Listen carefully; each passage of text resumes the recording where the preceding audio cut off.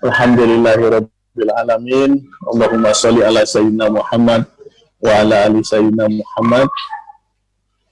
Bersyukur kita panjatkan kehadirat Allah SWT atas rahmat dan berkahnya kita bisa hadir dalam majelis kajian kita pada sore hari ini. Salawat salam kita sampaikan kepada junjungan Nabi besar Muhammad SAW.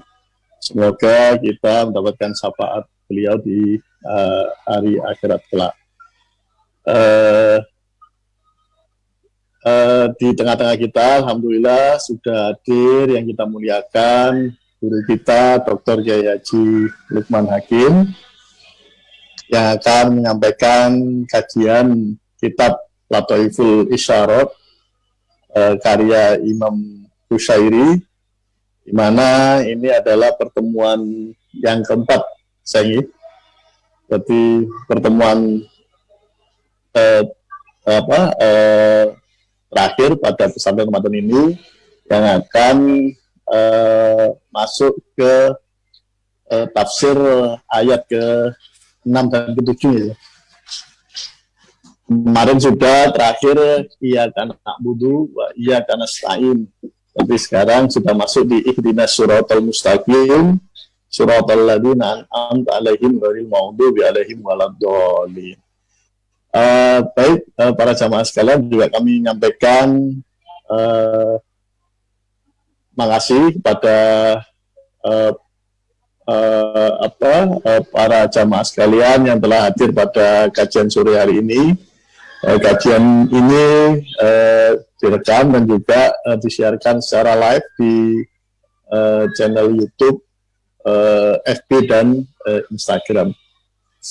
Untuk singkat waktu, kami silakan kepada guru kita untuk mulai kajian. Mudah-mudahan kita bisa mengkhatamkan kitab ini di sore ini. Untuk waktu dan tempat kami persilahkan. Assalamualaikum warahmatullahi wabarakatuh. Bismillahirrahmanirrahim. Alhamdulillahirabbil alamin. Wabihi nasta'inu ala umuri dunya waddin. Allahumma shalli ala sayyidina Muhammadin abdika wa nabiyyika wa rasulika nabil ummi wa ala alihi wa sahbihi wa sallim tasliman biqadri azimati dzatika fi kulli waqtin wa hin. Amma ba'd. Ini kita memasuki ayat ke-6 dan ke-7 suratul Fatihah. Maksudnya khatam ini adalah khatam suratul Fatihah ya, bukan khatam tafsirnya. Tafsirnya ada 8 juz soalnya. Bismillahirrahmanirrahim. Ihdinas siratal mustaqim. Apa yang dimaksud ihdina ini artinya adalah hidayah. Hidayahi kami di jalan yang lurus. Hidayah itu al-hidayah ay al-irsyad. Wasluha al-imalah. Wal mahdiyu man arafa al-haqqa subhanah. Wa tarariddah wa amana bih. Hidayah itu artinya petunjuk ya. Hidayah itu apa ya? Hidayah itu petunjuk. Asalnya adalah bentuk kecenderungan hati. Nah, orang yang diberi hidayah berarti adalah orang yang mengenal Allah Subhanahu wa taala dan memprioritaskan ridhonya Allah. Ridho ini banyak, ada ridhonya Allah, ridhonya makhluk, ridhonya diri sendiri berupa nafsu-nafsu kita. Maka yang harus diprioritaskan adalah ridhonya Allah. Itu tandanya kita sedang dapat hidayah. Nah, hidayah ini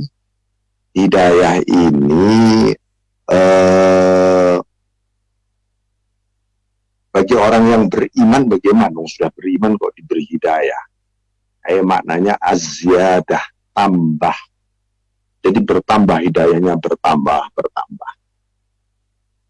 Makanya sedangkan as-siratul mustaqim ay at-tariqul haq wa huwa ma'alai ahli tauhid wa ma'na ihdina ay mil bina ilaik. Siratul mustaqim sendiri adalah jalan kebenaran atau jalannya Allah, itu jalan kebenaran.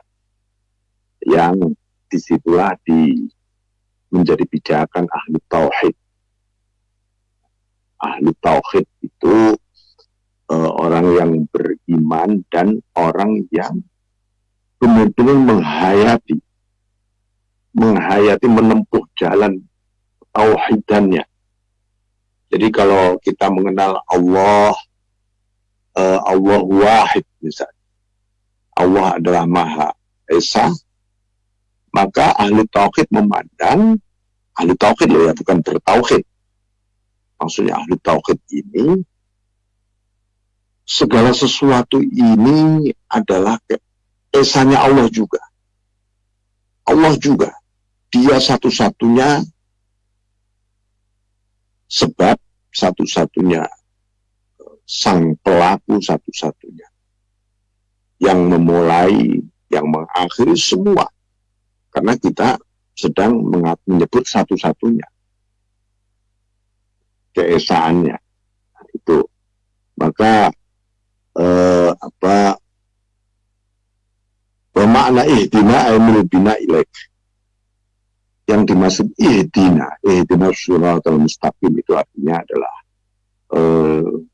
arahkanlah diriku kepadamu, bersamamu kepadamu Tuhan. Sebab aku tidak bisa mengarah perjalanan ini kepadamu tanpamu. Jadi yang menggerakkan hatiku menuju kepadamu ya engkau. Jangan sampai itu karepku sendiri, mauku sendiri, caraku sendiri. Nah, nanti tersesat kita.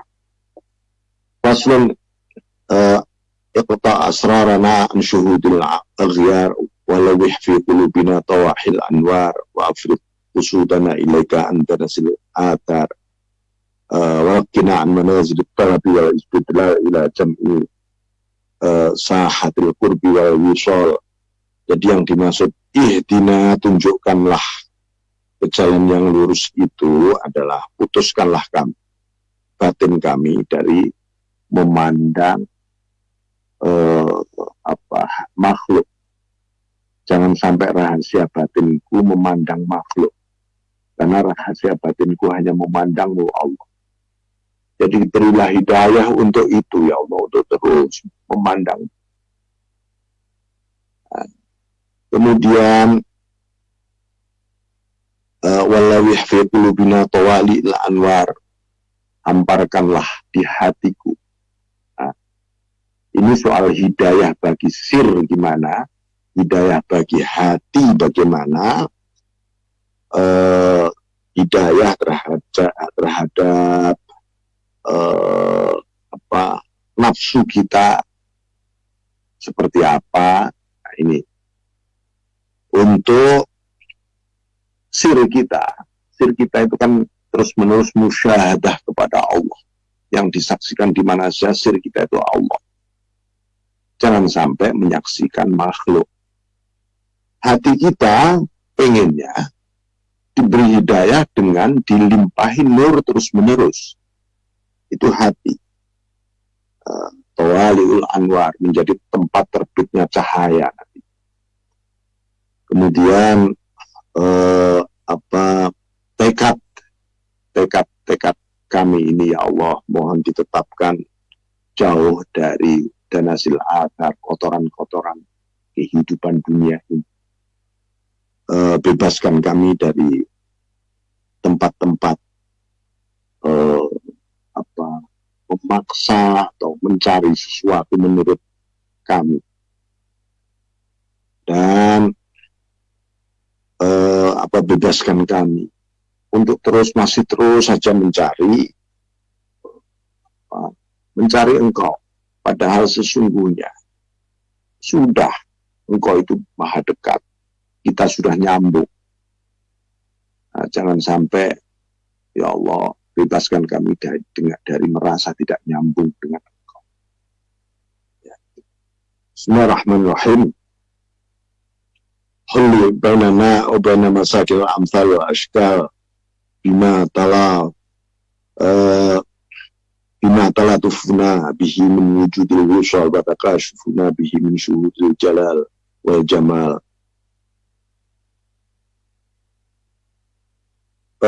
bebaskan kami dalam diri kami dari pengaruh-pengaruh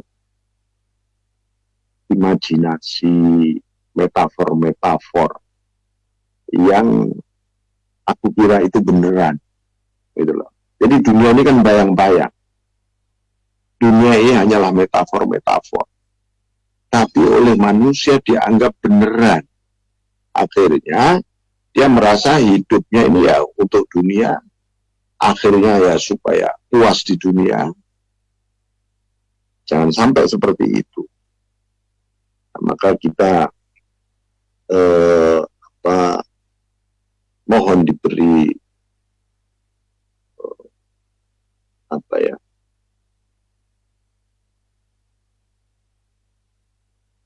suasana wisol terus-menerus nyambung dengan engkau dan dibukakan musyahadah jalal dan jamal. Musyahadah itu di sini bukan di mata. Musyahadah itu di hati. Jadi melihat kebesaran dan keagungan Allah itu ya tidak boleh terjebak oleh apa yang dipandang oleh mata dan terdengar telinga.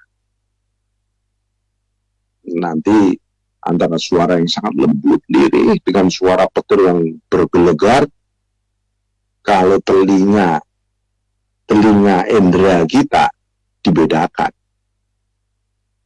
Wah, ini kalau lirih, ini bukan kebesaran Tuhan, tapi kalau sudah menggelegar kayak katakanlah gunung meletus gitu, wah ini kebesaran Tuhan.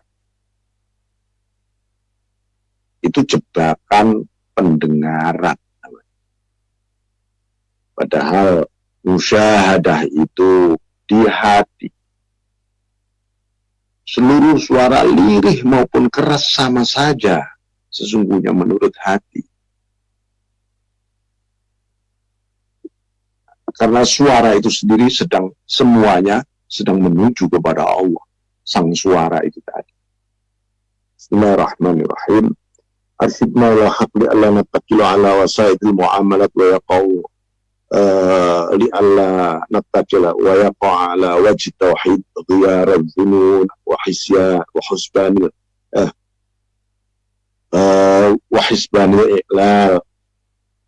Berilah kami hidayah menuju kebenaran agar kami tidak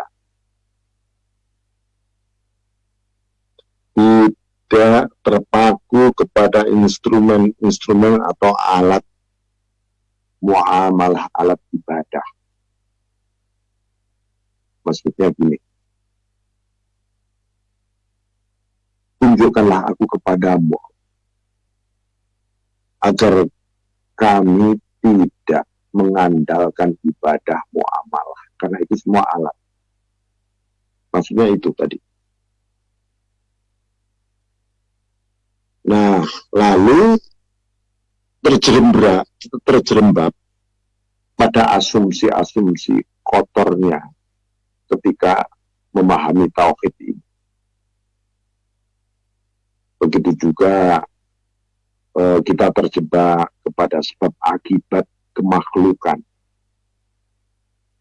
Jadi orang kalau berpikir kemakhlukan, logika, contoh, orang melihat angin, atau orang melihat hujan dari mana ya? Oh, ini hujan disebabkan oleh awan. Awan dari mana? Ya awan yang menggumpal jadi es. Lalu ada faktor udara, angin yang mencairkan air itu tadi. Yang menggumpal mendung itu dari mana ya? Oh, itu dari zat-zat, dari oksigen, dari macam-macam elemen-elemen alam fisika, susah. Oh, alam fisika ini dari mana? Itu namanya rangkaian sebab akibat. Kalau manusia terjebak hanya pada sebab akibat belaka, maka Tuhan itu ada di akhir ujung sana.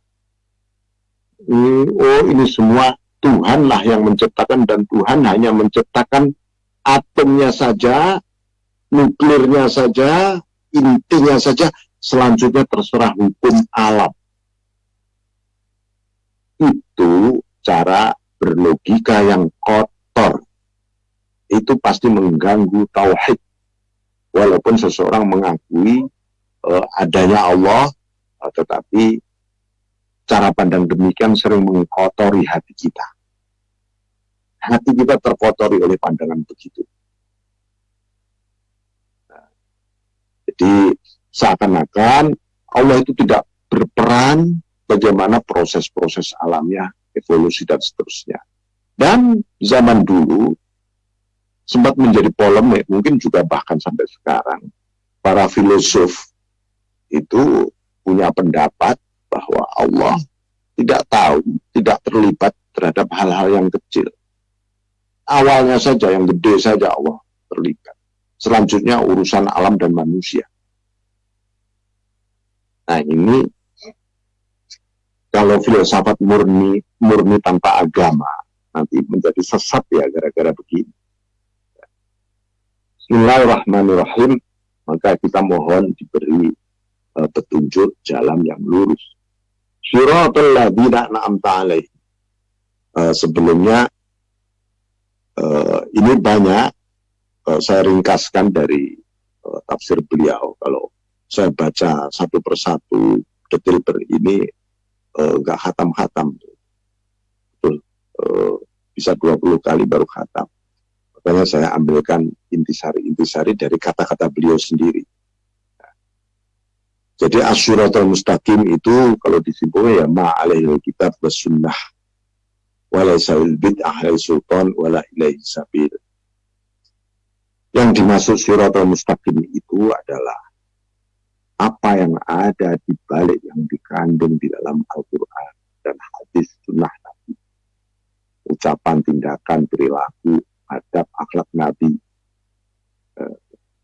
Itu inti dari itu semua namanya siratal mustaqim, jalan yang lurus. Karena seluruh inti itu tadi menunjukkan kita menuju jalan lurus, yaitu menuju kepada Allah.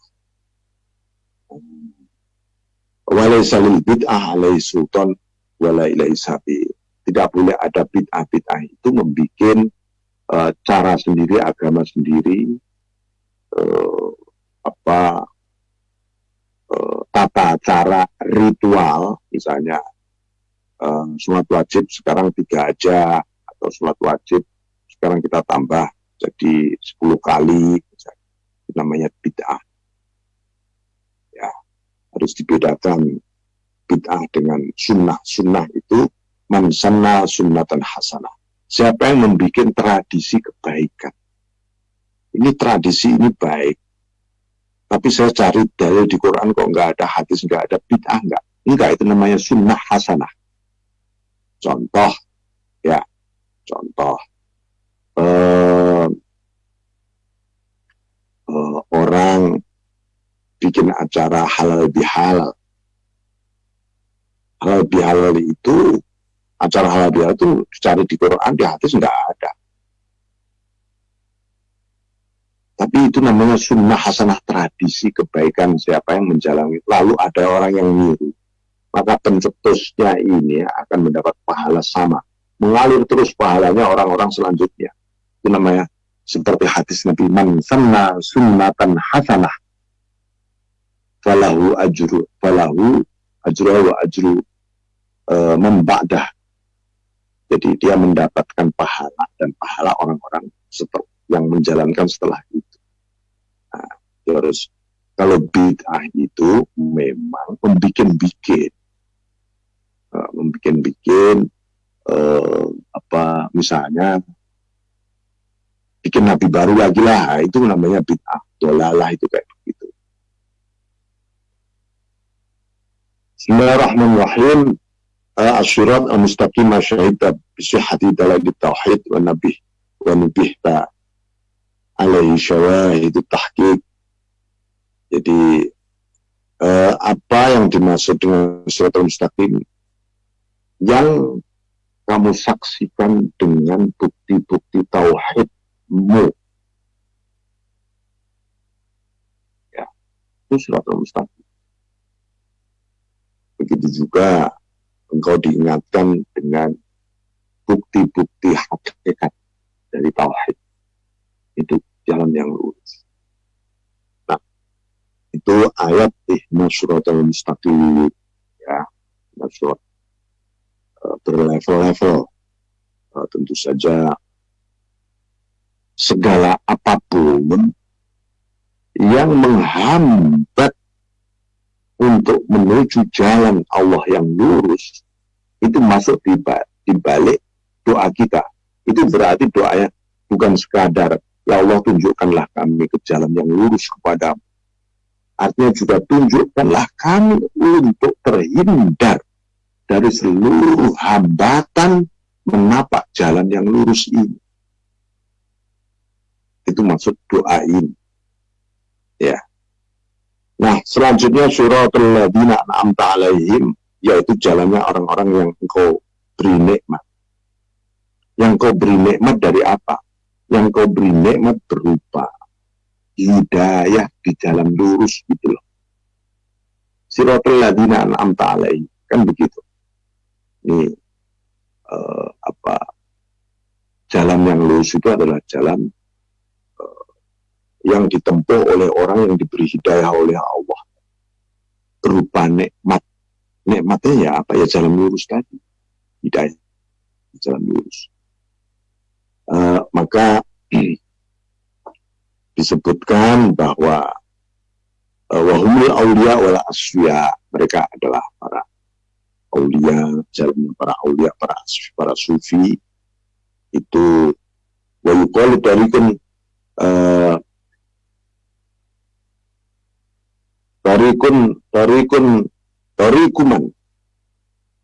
afniyatuhum anhum wa qom tahum bika lak, yaitu jalannya begini, wa yuqalu tarikuman afnaytahu anhum wa qom tahum bika laka. Ini kalimatnya sangat baligh, indah sekali, yaitu jalannya orang yang telah engkau fanakan dari diri mereka. Itu namanya jalan lurus. Setelah itu waqam tahum bika lakalak, lalu engkau tegakkan, engkau bangkitkan ini orang yang membangkitkan engkau dan hanya bagi engkau. Ini yang namanya orang yang engkau beri nikmat. Hatta lam yakifu fitariq walam tasudduhum angka khawfayal makr. Jadi sampai orang ini tidak pernah berhenti di jalan. Berhenti, kan banyak kan orang ini kan pada mandek di jalan. Oh ya, jalan lurus dia tempuh, karena ada apa mandek, ya.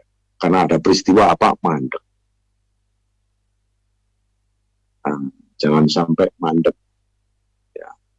Juga tidak terhambat juga, jangan engkau hambat juga. Jalan yang diberi nikmat itu orang tidak terhambat oleh makar, rekayasa-rekayasa dalam hati maupun alam pikiran, seperti itu. Bismillahirrahmanirrahim. Siratal ladzina an'amta alaihim ay bin nadhari wal isti'anah bik, dengan cara memandang dan memohon pertolongan padamu Tuhan. Itu jalannya orang yang diberi nikmat. Orang diberi nikmat Allah kok tidak merasakan, memandang dan memohon pertolongan pada Allah. Nah, ini mungkin harus terus diperjuangkan itu. Watabarina hawal kubah. Ini puncaknya. Jalannya orang yang bebas dari merasa berdaya dan merasa kuat. Orang itu bebas dari merasa kuat dan merasa berdaya.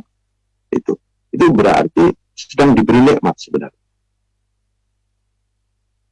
Ya.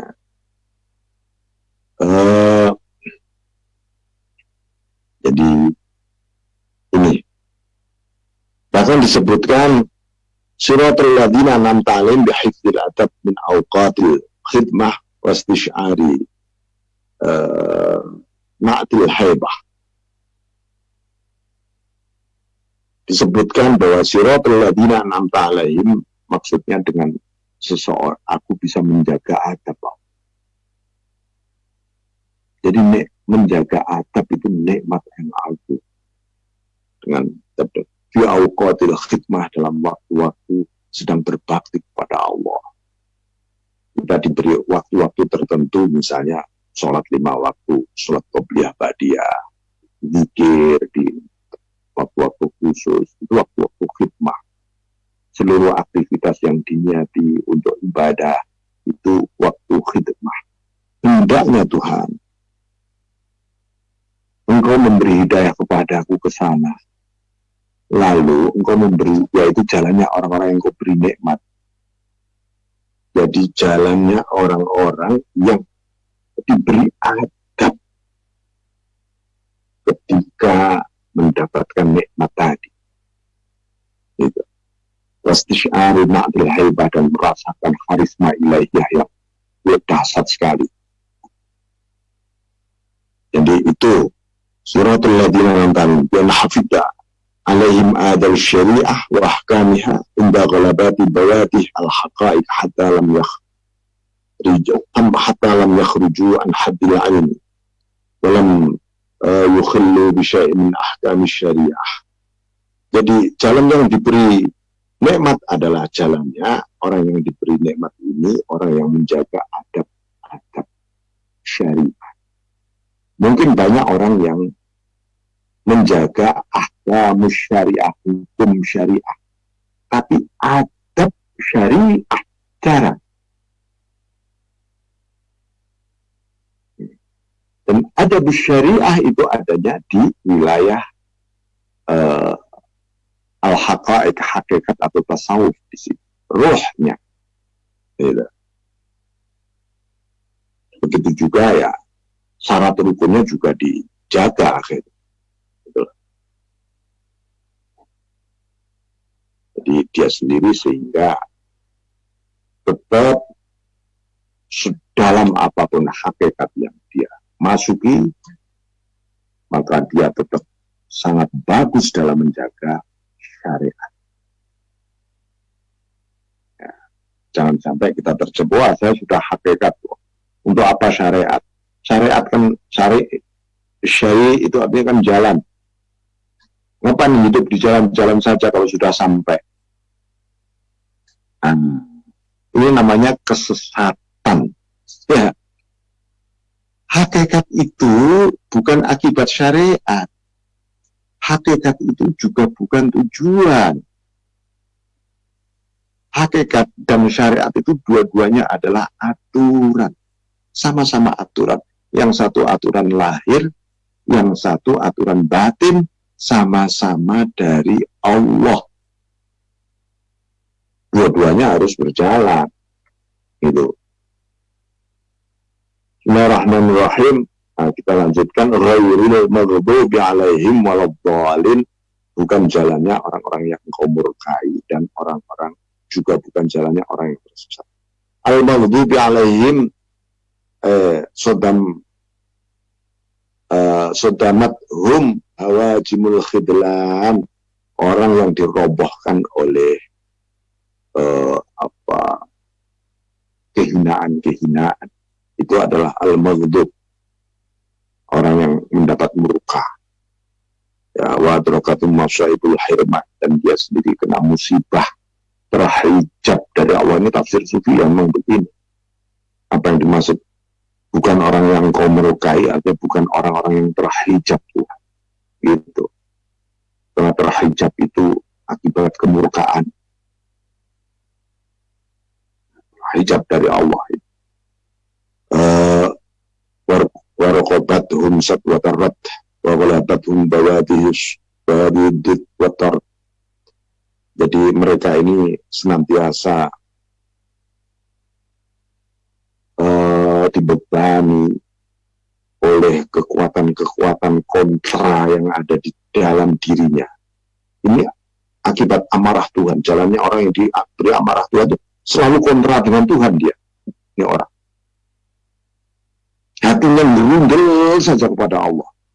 Syukur nggak pernah, ridho, ikhlas, tawakal, husnudzon pada Allah nggak pernah. Isinya berundel aja. Itu namanya apa itu al-maghdub. Nah, al-maghdub ghairil maghdubi alaihim humul ladzina taqatta'u fi mafazil ghaibah wa tafarraqat bihim al-humum fi awdiyati wujudil hisban. Oh, yaitu orang-orang yang bukan jalannya orang yang engkau murkai, yaitu orang-orang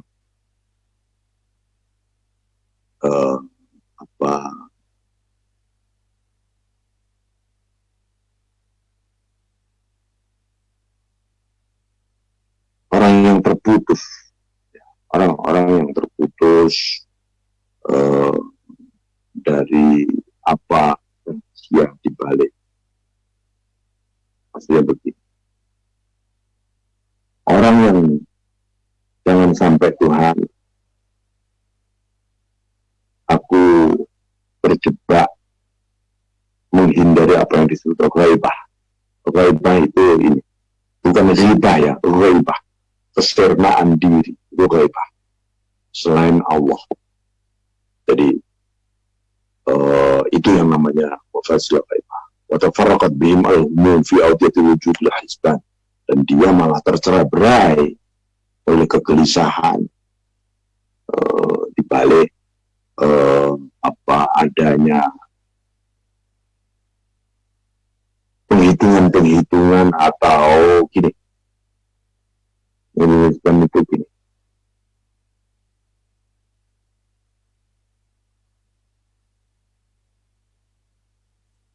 Jadi nanti akan diawasi karena dia melakukan banyak pelanggaran. Nah, itu kelompok orang yang diawasi karena banyak melakukan pelanggaran. Ini namanya al-maghdub. Nah, gitu ya. Al-maghdub. Faslun wa yaqulu abdu inda qiraati hadis surah amin wa ta'min sunnah. Jadi ghairil maghdubi alaihim waladdallin. Kita disunahkan baca amin. Ya, amin. Maknanya adalah amin itu apa? Ya Rabb, ya Tuhan, if'al, lakukanlah Tuhan dari seluruh doa-doaku di Al-Fatihah atau istajib, berilah ijabah Tuhan. Itu amin. Karena ustad'a bihadil qalah atau fikil amal, seakan-akan seseorang memohon agar diberi pertolongan ya untuk mengamalkan semua ini. Makanya diakhiri amin. Amin ini bukan masuk kategori surah ini ya. Amin ini amin karena hukumnya sunnah. Jadi begitu juga kata amin ini sebagai bentuk iftiqar, rasa butuh remuk redam di hadapan Allah. Maka ya di amin itu karena isinya ya Allah tolong Allah, tolong kami, ijabahi kami. Gitu. Artinya jangan sampai kita apa itu main-main dengan amin kita. Jadi saya kira demikian suratul Fatihah yang lebih sebagai khulasoh sebenarnya atas tafsir al-Isyari dari Lataifu Isyarahnya Syekh Abdul Qasim Al-Qushairi. Alhamdulillah kita khatam di surat Al-Fatihah ini. Mari selesai surat ini kita baca bersama-sama surat Al-Fatihah. Al-Fatihah. A'udzubillahi minasyaitonir rajim. Bismillahirrahmanirrahim. Alhamdulillah rabbil alamin arrahmanir rahim maliki yaumiddin. Iyyaka na'budu wa iyyaka nasta'in ihdinas siratal mustaqim. Siratal ladzina an'amta 'alaihim ghairil maghdubi 'alaihim waladdallin. Silakan kalau mau dilanjut dialog, mungkin masih ada waktu.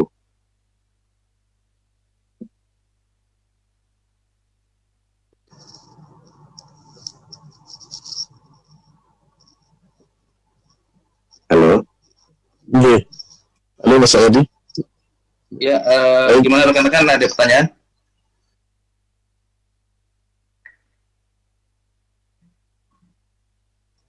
Pak Kiai,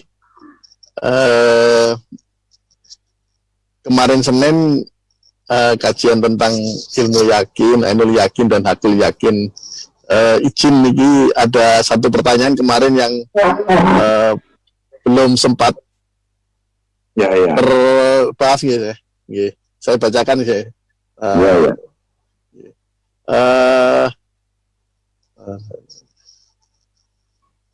Pertanyaannya bentar. Assalamualaikum Kiai, maaf saya titip pertanyaan untuk disampaikan Pak Kiai. Mohon kiranya bisa dikupas hubungan intuisi dengan yakin. Terima kasih. Itu aja. Nggih, saya niku kemarin pertanyaan yang belum terjawab nggih. Oke, baik. Intuisi itu intuisi paling dalam itu disebut sebagai al-khotroh, ya, al-khotroh intuisi. Nah, al-khotroh intuisi paling dalam ini bisa muncul dari 4 arah. Ada intuisi ilahi, al-khotrotul ilahiyah.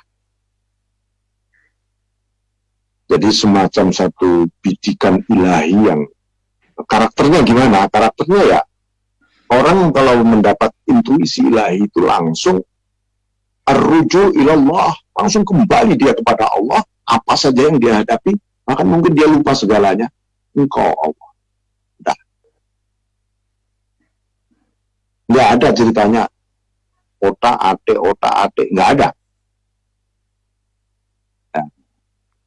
Yang kedua, ada al-khotratul malaki.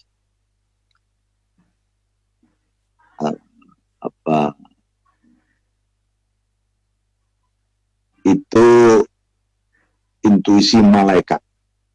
Nah, kalau malaikat itu intuisinya seperti suasana yang dipandang oleh mata hati. Hak batil ini hak, ini batil. Baru diarahkan, dibalik ini semua sesungguhnya sedang berhubungan dengan Allah. Benar, salah ini ya. Kalau intuisinya muncul itu suasana malaki. Ada intuisi syaitan, setan. Setan ini intuisinya biasanya yuwaswisu fi sudurin nas. Dia seperti dialog berbisik gitu ya. Kalau suatu ketika Anda mendapatkan satu intuisi tapi kayak seperti ada yang membisik di telinga Anda, itu biasanya setan. Setan. Anda dituntun kemana, pergi mana, kayak ada yang bisik terus. Setan, tapi minal jinnah, dari setan yang menguasai jin yang memasuki seseorang. Tapi itu syaitoniyah kategorinya. Ujung-ujungnya adalah kesesatan. Walaupun asal usulnya pakai dalil bisa saja. Tuh lihat tuh di Quran dalilnya begini. Udah lakukan lawan saja ini. Loh, kelihatannya benar. Tapi menjadi batil yang dilakukan. Covernya sih benar. Nah, itu setan. Ini kan ada dalilnya. Oh, ini hadisnya ada. Udah lakukan saja. Oh, digoda begitu. Tahu-tahu tersesat seperti orang-orang Khawarij dulu. Itu dikuasai oleh intuisi setan dengan cover nama Allah. Tidak ada hukum kecuali hukumnya Allah. Kata Sayyidina Ali benar, tapi kau gunakan itu untuk kebatilan. Nah, itu gara-gara setan intuisinya yang masuk. Atas namanya Tuhan, nggak taunya ini ada nafsu tersembunyi. Nah, itu loh. Jadi lembut banget. Kemudian yang keempat ada intuisi nafsu itu sendiri. Ya. Nah, nafsu intuisinya gimana? Nafsu itu intuisinya sangat refleks terhadap sesuatu yang berselera menurut dia. Oh, ini pas di selera aku ini. Nafsu itu. Atau sangat tidak pas lalu kita menjadi emosi, itu nafsu.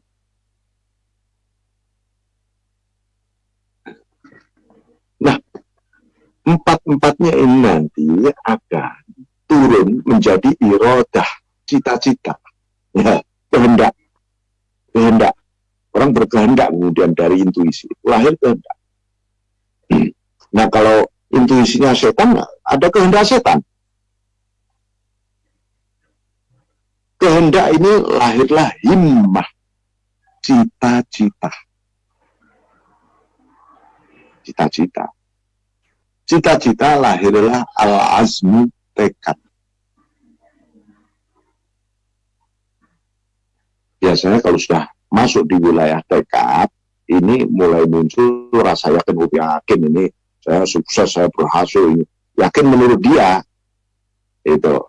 Karena itu rasa yakin itu kan harus diuji. Sebelum orang yakin harus diuji dengan kebenaran, ya, baru diyakini.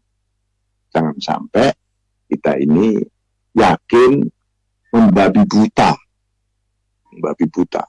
seperti monyet yakin ini ikan kalau saya entas dari kolam dia selamat. Diambillah oleh si monyet ikan itu, diletakkan di atas batu, tambah mati ikannya. Loh, kok mati? Saya tadi kasihan lihat kamu tenggelam di kolam. Nah, gara-gara nggak punya ilmu, si monyet ini menganggap gitu loh, ikan itu sedang tenggelam di kolam. Mau hidupnya di kolam, dia kok diangkat tenggelam, gitu loh. Nah, itu dari situlah muncul istilah cinta monyet sebenarnya. Jadi itu yakin itu dari intuisi itu harus ini intuisi apa? Harus dikonfirm betul. Bahkan ketika intuisi melahirkan nanti mukasyafah dibuka oleh Allah, mukasyafah pun harus dikonfirmasi kepada bertentangan nggak dengan Quran dan Sunnah Nabi, hadis Nabi. Kalau bertentangan, tinggalkan. Karena Allah tidak memerintahkan kita mengikuti intuisi atau mukasyafah. Tapi Allah memerintahkan mengikuti Quran dan Sunnah. Maka semua ini harus dikonfirm. Oke, nggak bertentangan. Oke, silahkan jalankan. Atau ini relevan malahan. Silahkan jalankan. Nah, kalau kita nggak pakai Quran dan Sunnah, nanti bisa jadi dukun. Gitu. Akhirnya, yang penting saya tunggu, nggak tahu dibisiki oleh setan tadi. Gitu.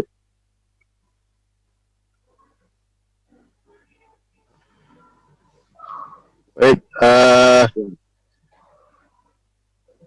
bagi para jamaah masih ada waktu, dipersilakan untuk bisa tanya jawab dengan guru kita.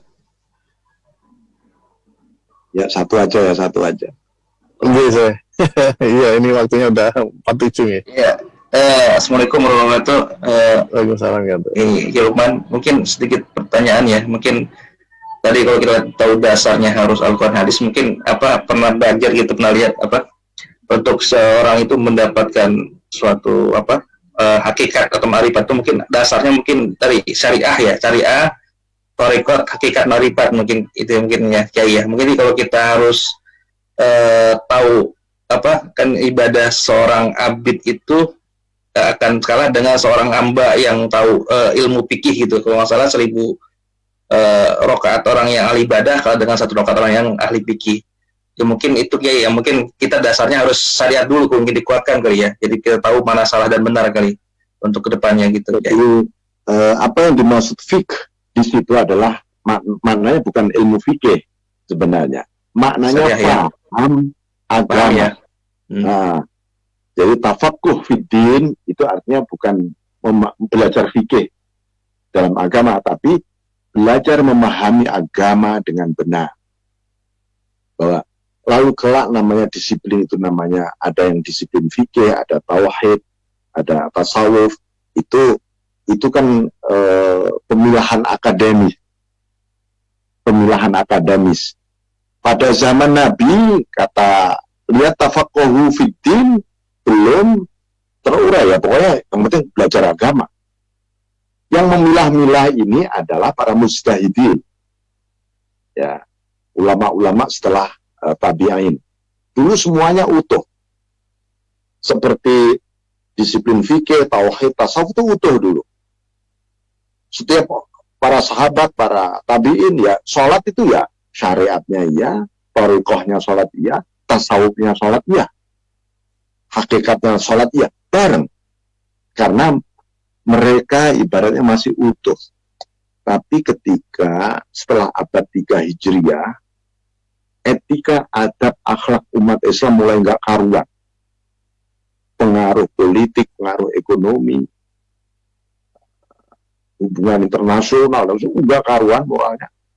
Maka dibangkitkanlah ilmu pengetahuan khusus supaya lebih mudah dipelajari, difahami. Oh, ini bidang namanya fikih. Kalau soal halal haram, mubah makruh sunnah, ini bidang fikih. Soal hak batil dibalik sesat dan tidak sesat, benar dan salah, oh ini di bidang akidah. Hubungannya dengan ketuhanan, keimanan, yakin tadi. Soal adab, akhlak, oh ini di bidang tasawuf, dilahirkan dari sana. Nah ini supaya masyarakat Islam lebih mudah memahami itu. Maka pernah ada kritik terhadap Imam Ghazali. Gara-gara Imam Ghazali tidak ikut perang salib. Itu ceritanya. Banyak ulama yang ikut perang salib. Imam Ghazali kok tidak? Apa yang terjadi? Iya. Karena Imam Ghazali tahu pada awal perang salib itu kan umat Islam kalah. Menang ya kalah, yang menang. Kekalahan umat Islam ketika perang salib akibat umat Islam tidak memiliki fondasi adab akhlak. Maka Imam Ghazali menulis kitab Ihya Ulumuddin, habis sekian kitab mengenai, dan itu menjadi monumental. Akhirnya kelak kita tahu di zaman era Salahuddin Al-Ayyubi menjadi menang dan seterusnya, karena seluruh umat Islam mulai belajar akhlak dan adab dengan benar. Nah ini, jadi ini yang mesti artinya gini, suratul Fatihah yang kita pelajari ini kan kalau kita sejak kemarin kita tinjau dari segi adab ya, dari segi tasawuf, bahwa di dalam suratul Fatihah ya ada yang berhubungan dengan akal pikiran kita, ada yang berhubungan dengan alam semesta ini.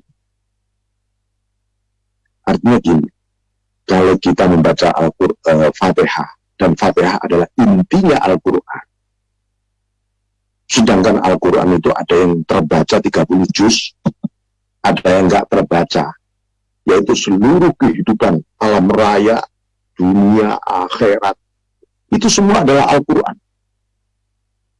Tidak satu pun detail yang ada di lahir, batin, alam, dunia, akhirat, kecuali memang ada di Quran sebenarnya.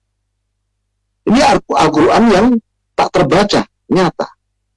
Tapi la yamassu ilal mutahharun, tidak bisa disentuh kecuali orang yang hatinya suci.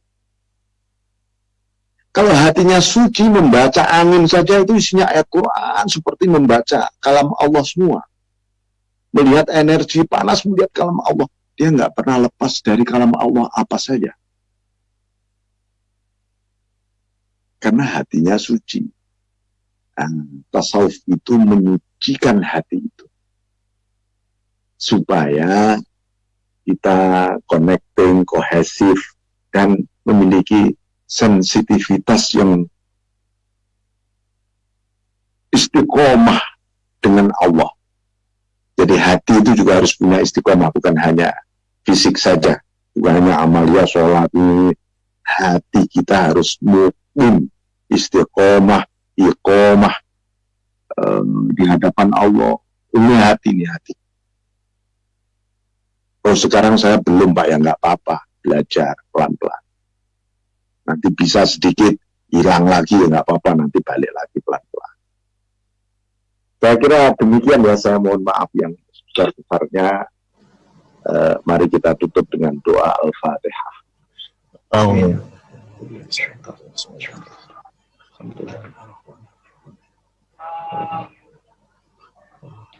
Bismillahirrahmanirrahim. Alhamdulillah Rabbil Alamin. Amin. Salli ala Sayyidina Muhammad wa ala alihi wa sahbihi wa sallim. Allahumma awsli farada ma qara'na ila hadratin Nabi Mustafa sallallahu alaihi wa sallam wa khususan ila Syekh Al-Imam Abdul Qasim Abdul Karim bin Hawazin Al-Qushairi An-Naisabur Syafi'i radhiyallahu anhu. Amin. Allahumma ighfir lahum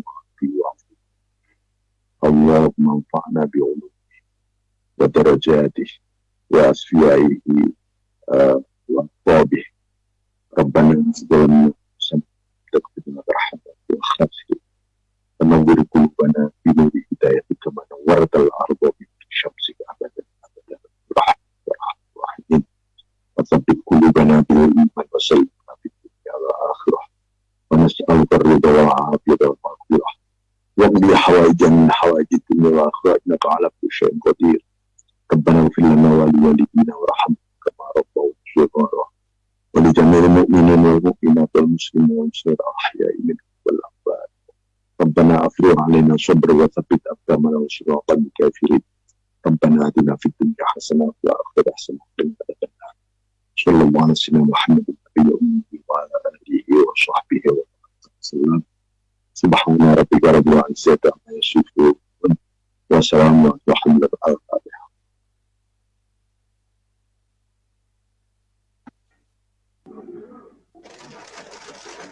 Terima kasih. Assalamualaikum warahmatullahi wabarakatuh.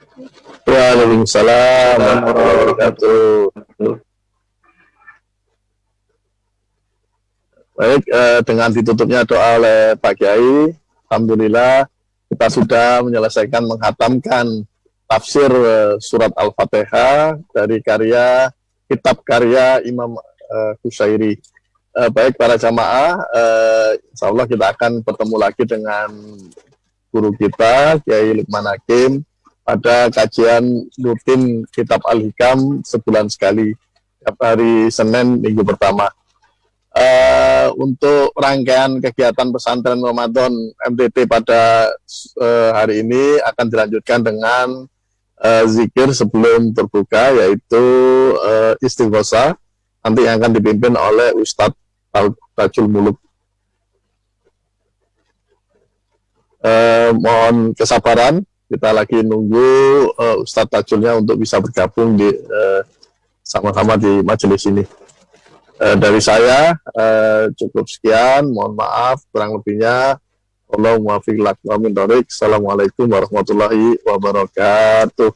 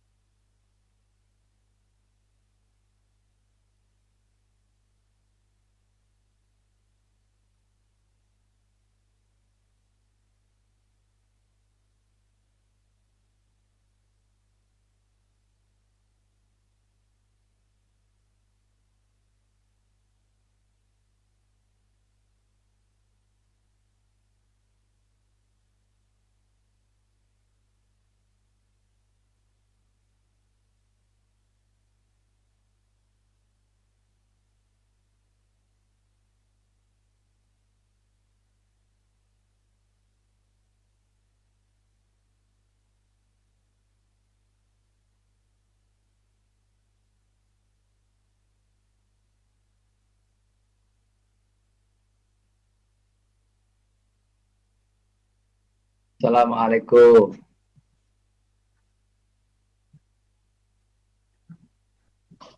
Waalaikumsalam warahmatullahi wabarakatuh. Ya Ustaz. Wah, Alhamdulillah. Alhamdulillah. Ya. Backgroundnya kok asik sekali. Iya, kita lagi bersantai nih, persiapan berbuka di pinggir pantai. Iya. Iya. Monggo mulai Ustaz. Ya. G, matur nuwun. Bismillahirrahmanirrahim.